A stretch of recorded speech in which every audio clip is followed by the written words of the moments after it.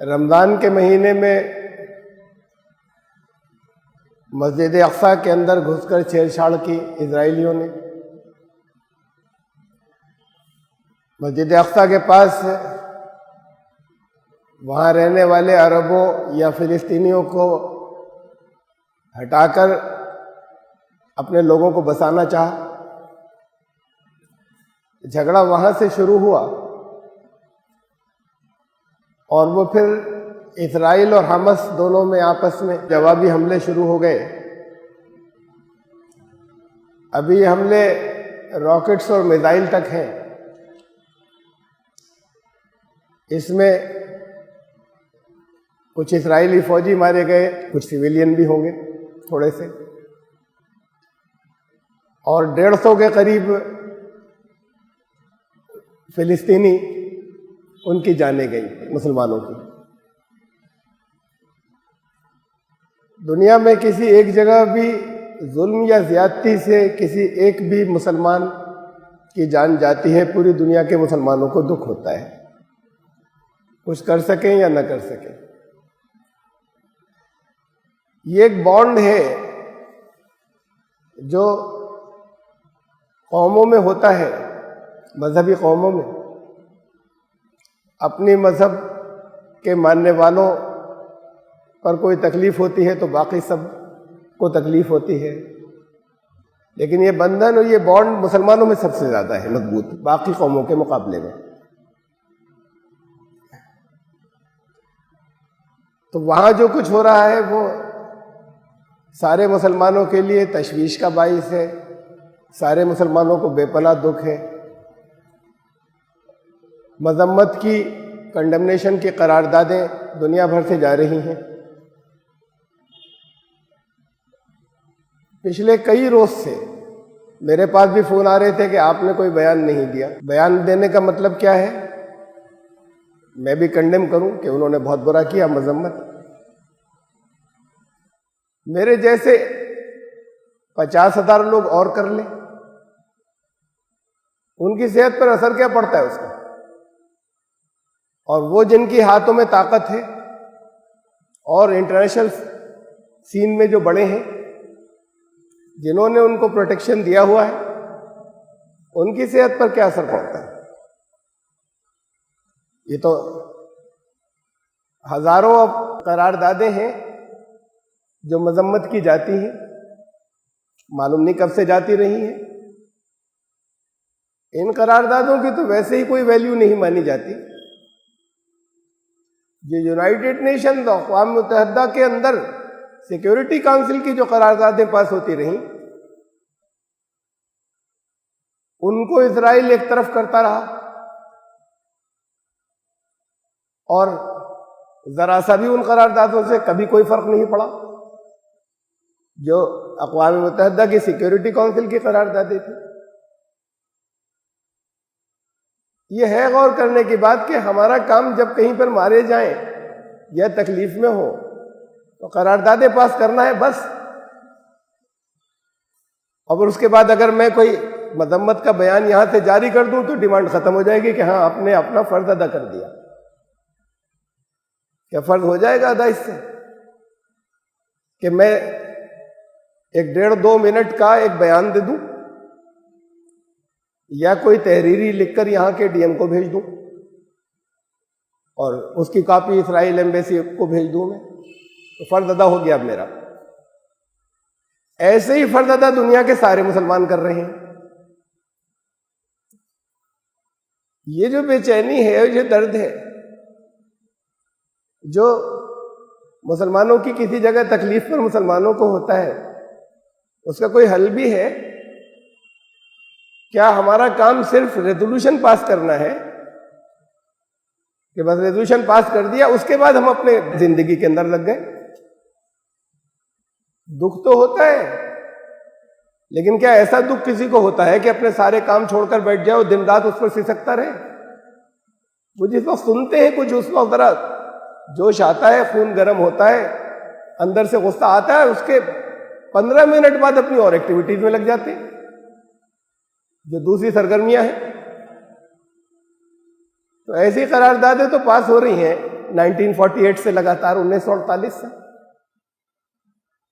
सवाल इससे ज्यादा अहम और है कि मैं कोई बयान दे देता, मेरे बयान तो छोड़िए, बाकी जितने बयान आ रहे हैं वो सब दो कौड़ी के, उनकी नजर में जिन्हें फैसले करने, देते रहो बयान। कोई इससे और आगे बढ़कर देखें कि वहां यमन के अंदर, अच्छा अभी यमन छोड़िए, जहां गैर मुस्लिमों के हाथों मुसलमानों पे जुल्म हो रहे हैं, जो वीगर मुसलमान हैं, वहां चाइना के अंदर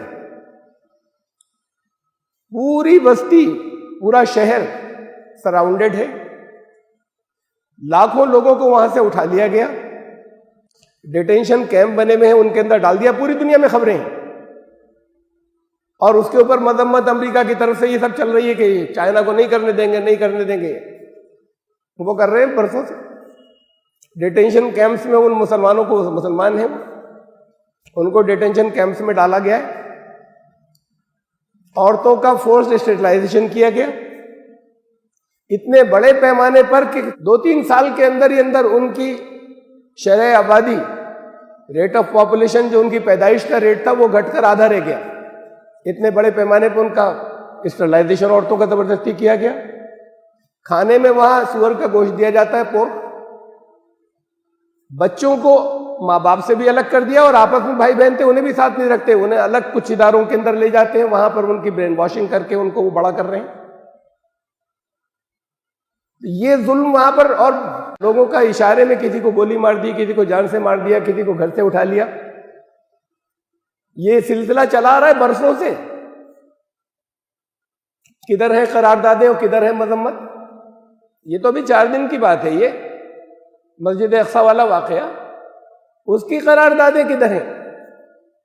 और दुनिया के जिन मुस्लिम मेजॉरिटी कंट्रीज, मुस्लिम अक्सरियती मुल्कों के चाइना से ताल्लुकात हैं, उनके बयानात किधर हैं? मसलन पाकिस्तान के चीन से बहुत करीबी ताल्लुकात हैं, उनके बयान किधर हैं इन मुसलमानों के बारे में?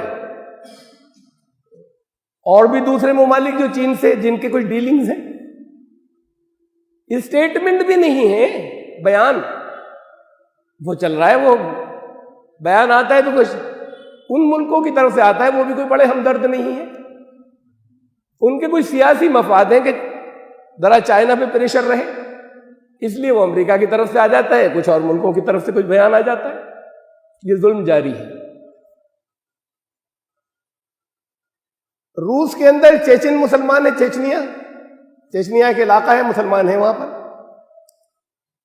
उन पर जुल्म जारी है बड़े लंबे अरसे से, 40 साल से, 50 साल से। कहीं दुनिया में बड़ी तादाद में तो लोगों को खबर ही नहीं, जिन्हें खबर है कोई बात नहीं, मुझे कोई भी डिमांड मुझसे नहीं करता, कोई नहीं कहता कि जरा इस पर बयान क्यों नहीं देते आप। जहां पर लाखों लोगों को, लाखों मुसलमानों को पामाल कर रहे हैं और सैकड़ों हजारों को मार रहे हैं। अभी वो म्यांमार के अंदर भी जुल्म जारी है। पिछले दिनों कितना हुआ, मैंने भी यहां से किया और मुसलमान उलमा ने तकरीरें की, दूसरे मुल्कों में भी मुसलमान बोले। मुस्लिम अक्सरियती हुकूमतों ने कोई खास नोटिस नहीं लिया, ना पनाह दी वहां के निकले हुए लोगों को, जो रेफ्यूजीज वहां के थे। वहां 8 लाख लोग मुतासिर हुए और बहुत बड़ी तादाद में, बड़े बेदर्दी के साथ में उनकी जानें गई, बड़े मजलूमाना तरीके से, बहुत बड़ी तादाद की। वो होता रहता था, उसे भूल गए, अब वो ज़हनों से निकल गया, खत्म हो गया। तो जरा सी पुरानी बात में याद दिलाऊं, साल ये बोस्निया, बहुत से लोगों को तो नाम भी याद नहीं होगा, तो या उस वक्त आप में से जो जरा कम उम्र के थे, 3 साल वो 1990 के आसपास, वहां 3 साल एथनिक क्लींसिंग, नस्ली सफाया मुसलमानों का वो चला सर्बिया के हाथों, वहां जो सर्ब जो नस्ल के लोग थे उनके पास फौज थी, उन्होंने रेप को एज ए वेपन इस्तेमाल किया, मारा तो बेपनाह लोगों को,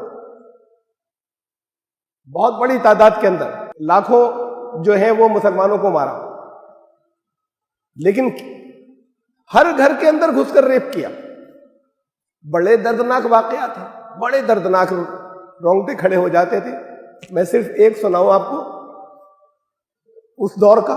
एक औरत का स्टेटमेंट, बात को अदालतें लगी, इंटरनेशनल कोर्ट ऑफ जस्टिस से, होता कुछ नहीं है, उसमें उसका बयान आया था, इसलिए बयान आए बहुत से फिर कि किन के साथ क्या हुआ जो बचे हुए थे। उस औरत ने कहा मेरे घर में फौजी घुसे, मेरी गोद में नन्ही सी बच्ची थी, दूध पीती बच्ची, उन्होंने बच्ची को खींच के एक तरफ डाला, मुझे रेप करना चाहा, बिना बिल जबर मुझसे करना चाहा। मैंने कहीं ये गलती हो गई, मज़ाहिमत की, जरा रजिस्ट किया, तो उन्होंने पहले तो ये किया कि वो बच्ची जो जमीन पर फेंक दी थी, उन्होंने गोद से छीन के उसे उठाया, घर में कीमा बनाने की मशीन लगी थी उसमें डाला, उसका कीमा नजरों के सामने निकला, उस कीमे के गोले बना के फिर इसको खिलाए, ठूसे बच्ची के। अब ये बड़ा बेदर्दी ऐसा वाकया है कि रोंगटे खड़े हो जाए। और आखिरी बात, बस एक जुमले की जो उसकी थी, तीर की तरह लगती थी दिल में, ये सब किया उसके साथ, उसको उल्टी हुई ये हुई, लेकिन उसके मुंह में ठूसते रहे उसकी बच्ची का गोश्त, वो कीमा जो बना के उन्होंने गोले बनाए थे, कच्चा गोश्त। और आखिरी जुमला उसका ये था, देन दे रेप, उसके बाद फिर रेप किया। वो जो शुरू में जिससे जरा था उसने बचने की कोशिश की थी, ये लाखों के साथ हुआ, हर घर के अंदर हुआ, 3 साल तक हुआ। किधर थी दुनिया, करते रहे करारदादे पास, यूनाइटेड नेशंस और अमेरिका, और ये गलत हो रहा है और रोको और जरा घेराव कर दो। उनकी हैसियत क्या है, कितना छोटा सा मुल्क, वो प्रोट्स रोकना चाहते तो रोक सकते थे, 4 दिन में रोक सकते थे, 3 दिन में रोक सकते थे, 3 साल चलता रहा सिलसिला। और फिर वो प्रेशर डालते रहे और करते रहे, वो 3 साल के प्रेशर के बाद वो रोक दिया उन्होंने। ये बोस्निया में हुआ 3 साल तक। ये सीन किधर जा रहा है सारा, म्यांमार है, बोस्निया है, चेचनिया है, वीगर मुसलमान है, चाइना के, अभी छोड़िए फिलिस्तीन को या इजराइल को, यहां कितने लोग मरे, 150। ये बात हो रही है लाखों की, और उन लाखों के साथ ये जो कुछ आपको मैंने एक वाकया सुनाया है, जैसे वाकयात यहां म्यांमार में भरे पड़े हैं, जो कुछ हुआ है, किधर है मुसलमानों का दम, किधर है उनके खून में गर्मी। यहां पर चूंकि यहूदियों ने किया, अभी 150 लोग मारे गए, उसमें इधर से मुकाबला भी चल रहा है, तो सारी दुनिया में मुसलमानों में खलबली, और मुझसे कह रहे बयान क्यों नहीं देते। मैं बयान दे दूं, रोक देंगे।